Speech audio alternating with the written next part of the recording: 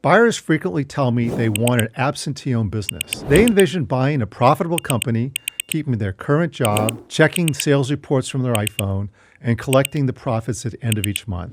But do these types of absentee-owned business actually exist? Or is this just a term something business brokers use to attract more buyers? Hello, my name is Dana Stetson, and I'm your business broker. The answer is yes, absentee-owned businesses do exist. However, the word absentee is often misunderstood and oftentimes overused. BizBuySell defines an absentee-run business as one where the owner does not participate in the day-to-day operation.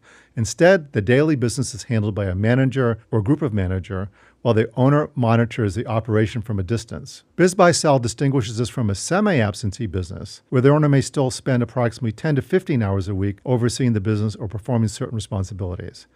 So an absentee owner may not be opening the store, serving customers, managing the daily schedule, ordering supplies, but that does not mean the owner has absolutely no responsibilities. Given an absentee owner will normally need to review financial and operational reports, communicate with management, monitor bank accounts and cash flow, approve major expenditures, address serious employee or customer issues, make important strategic decisions. In other words, absentee ownership does not necessarily mean passive ownership. Certain types of businesses are more naturally suited to absentee ownership.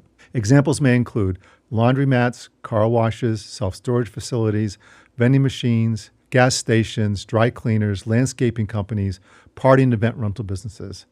However, almost any type of business potentially can operate without the owner being involved in the daily operation if proper management, employee procedures, and financial controls are in place. So what makes an absentee-owned business legitimate? Number one is an experienced and dependable manager.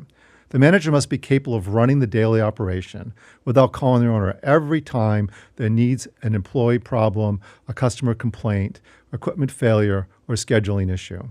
Number two is a stable and properly trained staff.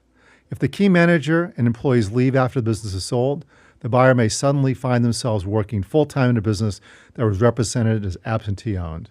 Number three is documented operating procedures. Number four is proper financial oversight. An absentee owner needs the controls that allow them to confirm that the sales are being recorded and employees are being paid properly and expenses are reasonable and cash or inventory is not disappearing. Seller discretionary earnings, commonly referred to as SDE, normally includes the compensation and benefits of one working owner. However, if the buyer wants to remain absentee and the seller is performing current duties that will require replacement, a manager at a market rate salary for that person must be deducted when determining the actual earnings.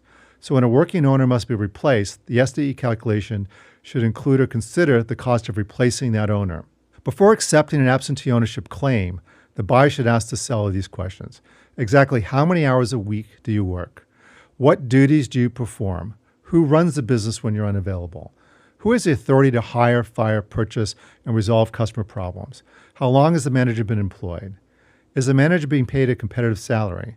What happens if the manager is sick or on vacation? The bottom line is that absentee-owned businesses are real, and qualified buyers often place a premium on companies that can operate without the owner's daily involvement. BizBuySell also notes that buyers actively seek businesses structured to run without the owner. So absentee-owned business is not just broker hype, but sometimes the way they describe can be. Again, my name is Dana Stetson, and I am your business broker.